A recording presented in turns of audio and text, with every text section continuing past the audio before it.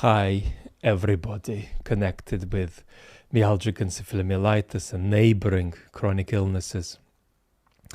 I think Christmas can be a really tough time, not just because special dates remind you of other special dates. And of course, one of the most special dates is the date you got sick or the date your loved one got sick.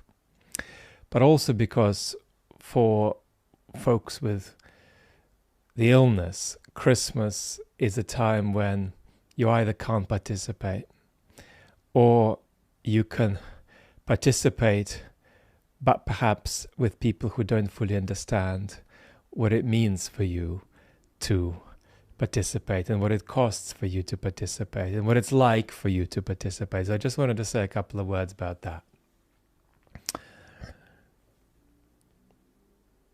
If you're an ME patient who is tragically sick but privileged enough to be able to have a modicum of functioning, then what often happens with you is you sort of come out of the ocean onto dry land for a little intermission before you are taken back in.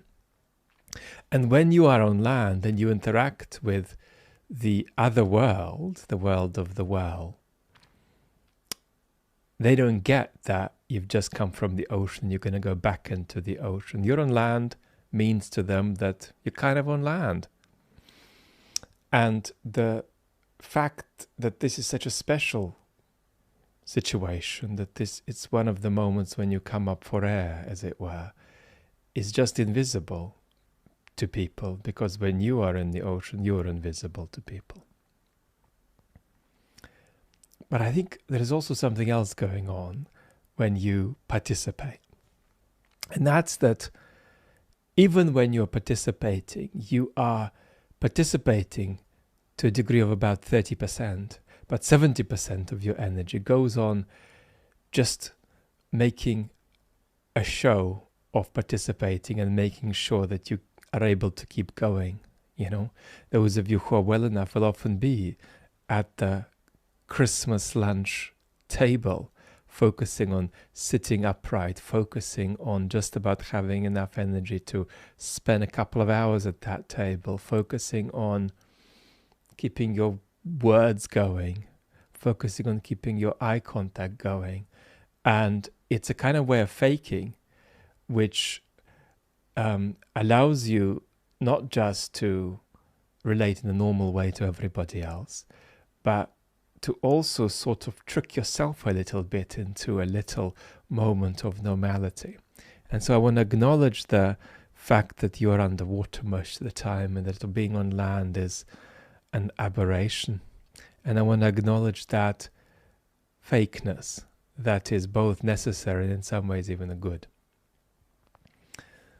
And of course, above it all, I want to acknowledge whether you are well enough to participate or not, just how hard things are and how hard they are both personally, because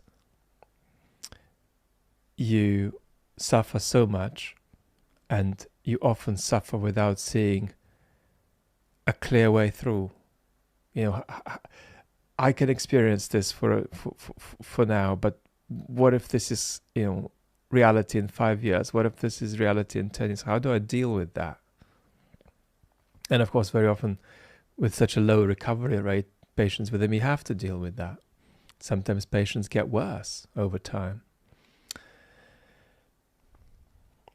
And then there is the political side, about which I have no words, because of the fact that your welfare and your healthcare has not just been abandoned, but obstructed. And what I want to say, putting all of this together, is that life is still magical and extraordinary. And under extraordinary circumstances, human beings are still capable of being surprised and exploring, and surprise and exploration and little moments of magic is what I wish for you.